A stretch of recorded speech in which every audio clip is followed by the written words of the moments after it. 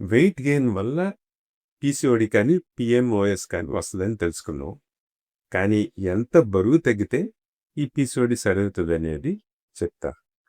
Hello and doctor Gautam Mehar, your hormone specialist in Gautam's diabetes and hormone care Vijayawada.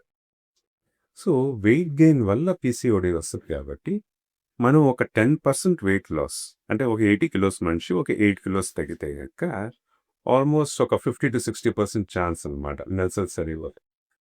అదే ఒకవేళ 15% weight loss అయ్యారనుకోండి, almost ఒక 75-80% chance నెల్సల్ సరిపోయి ఆ పీసీఓడి సరిపోదండి. సో బరువు అనేది 10-15% బరువు తగ్గాలని టార్గెట్ పెట్టుకో.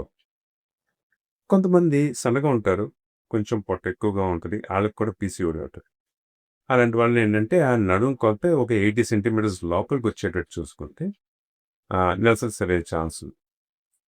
ఒక 20% మంది ఆడవాళ్ళు ఏంటంటే సన్నగా ఉంటుంది, కానీ వాళ్ళకి కూడా పీసీఓడి ఉంటుంది. అలాంటి వాళ్ళు మాత్రం దీర్ఘకాలికంగా మందులు అనేది వాడుకోవాలి.